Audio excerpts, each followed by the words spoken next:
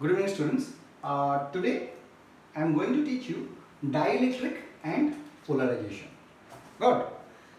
As we have discussed in your first chapter, dielectric simply means an insulator. Clear? In contrast with the conductor, conductors are having large number of free electrons present. Clear? Whereas insulators, they do not possess any kind of free electrons in between them. Insulators, just take the example of your wood. Clear? Wood, let us consider, suppose let us take the example of this duster. Duster or this portion, this duster is made up of wood, so it is an insulator. It consists of large number of atoms, so it is a macroscopic sense. Clear? So while taking this duster, it deals a macroscopic level study. Let us come to your microscopic level. All of you know the atomic structure. Clear? In an atom is electrically neutral. We can consider its central part is called your nucleus, where all the positive charges are concentrated, and around the nucleus in circular orbits electrons are revolving. Nucleus, as it contains all the protons, it is positively charged, and your electrons, they are negatively charged and they revolve around the nucleus. Got it? So that is your simple atomic structure. So in general, an atom is electrically neutral, as the total number of positive charges is equal to your total number of negative charges. So now let us come to your dielectric. Usually your dielectric is of two types. One is your polar dielectric and your non-polar dielectric. This difference we can differentiate considering your simple atomic structure. See, there are two varieties of charges. One charge is there at the center, another charge is revolving. So let us consider a complicated molecule where more than one positive charges are there and one negative charges are there. Let us consider the example of your carbon. Carbon, it has 6 proton and 6 electron. Clear?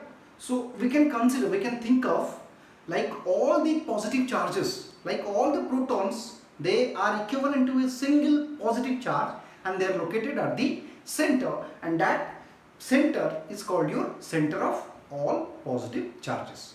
Similarly, we can think of there is a point inside or outside the atom that can be the center of all the negative charges. Clear? That point. So we can overall we can think of there will be a center of positive charge and there will be a center of negative charge for a particular atom. This thing can be applicable for your molecule too. Clear? So basing on that center of positive charge and center of negative charge, we can divide our dielectric into two groups. One is your polar, another one is your non-polar. So in polar dielectric, the center of positive charge and center of negative charge, already they are separated. Just the example of your polar molecule, example is H2. Their arrangement in space is in such a way that the center of positive charge and center of negative charge by themselves they separated. So if they separated, and we know H2O is electrically neutral, means amount of positive charge and amount of negative charge, they are equal. Clear? So two equal and opposite charges separated by a small distance, they constitute an electric dipole. And we know an electric dipole must have some dipole moment. Because of this reason, we can summarize here, they have permanent dipole moment of their own, as their center of positive and negative charges do not coincide or they are separated.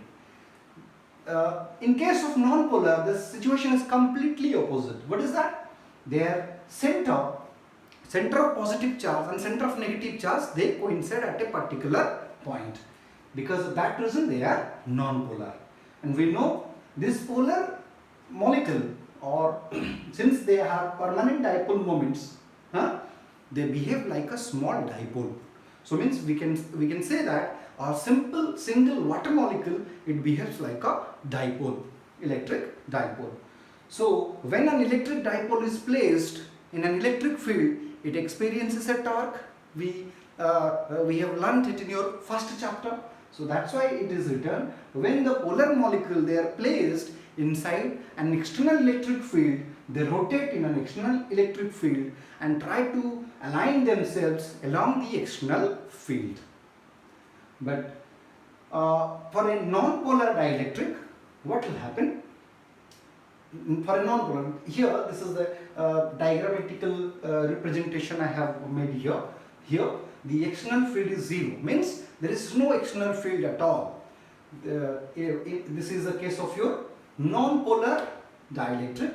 It's a non-polar dielectric, and this is a polar dielectric. In the presence of what? There is no field actually. In the absence of field, a non-polar dielectric, you see the center of positive charge and center of negative charges, they coincide. So it's a bulk material, means a macroscopic sense. Just like the example, you take a wood, just like your duster, or you can take your marker to be your insulator. When a non-polar dielectric is placed, or in the case of a non-polar dielectric, you see all the molecules, their center of positive charge and center of negative charge, they coincided. Clear? And in the case of your polar molecule, see the center of positive charge and center of negative charges, they are separated as they possess their own dipole moment, or they behave like a dipole. Each molecule is equivalent to a dipole.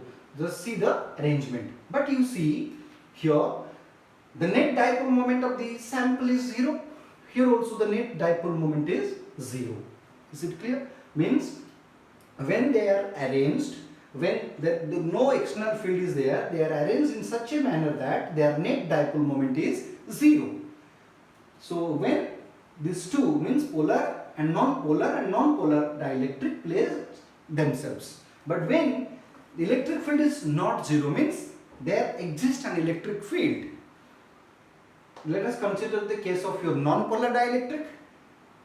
For this non-polar dielectric, you see, if there is an electric field and if you place a positive charge, this positive charge will move along the direction of the field.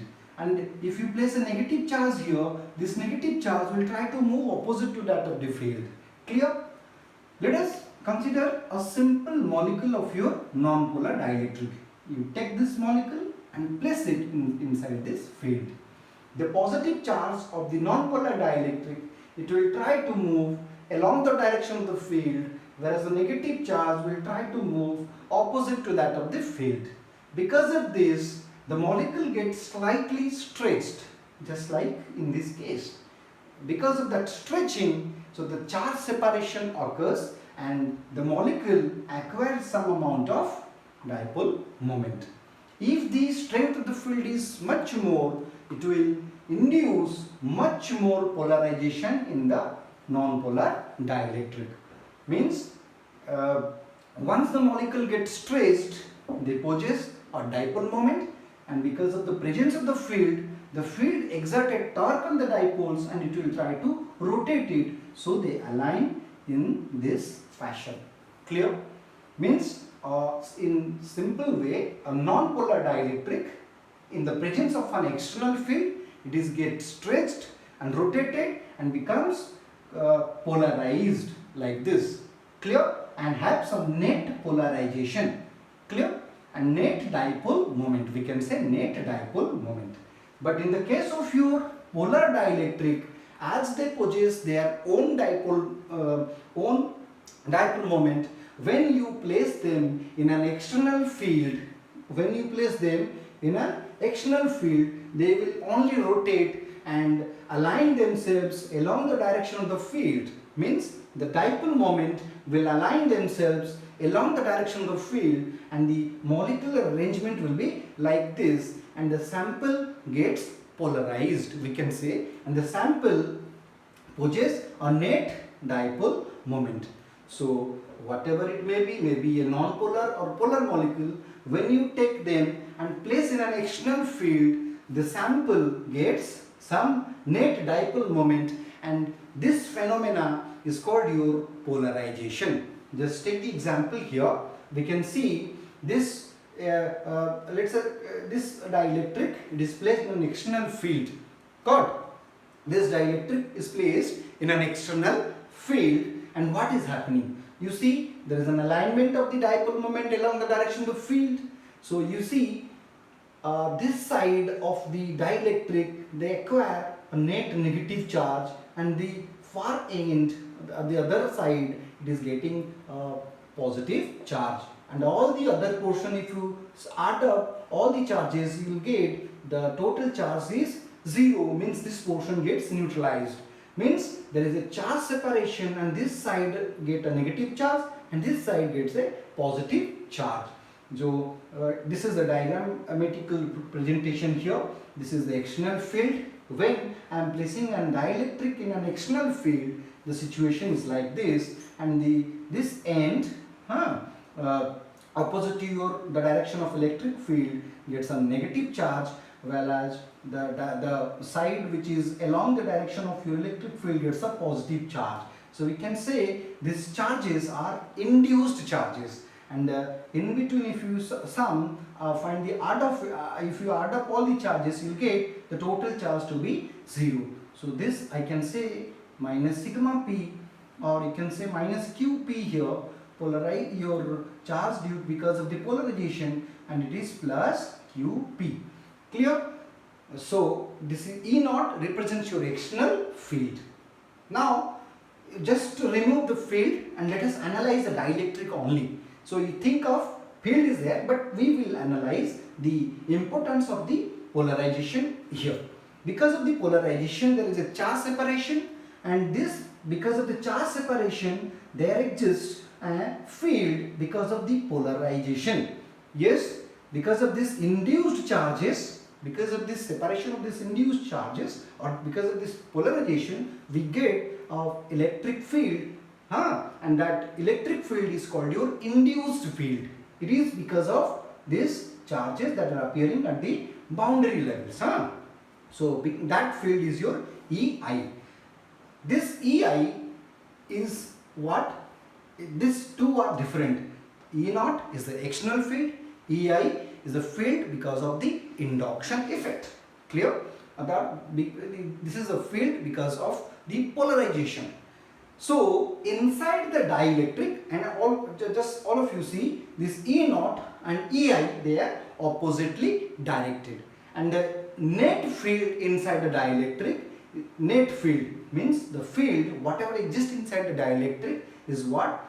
Is the field, external field minus the induced field. So the net field is less than that of your external field. Means this polarization will try to, this polarization of the dielectric will try to reduce the electric field inside it. It means E net is less than E naught. So we can say here, we can write one point here.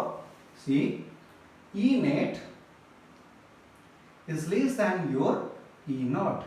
E naught is your external field. E net is a field that exists inside the dielectric. Net field exists inside the dielectric, and we can define a term here like your E naught by E net is all the time, it must be greater than 1 from this expression.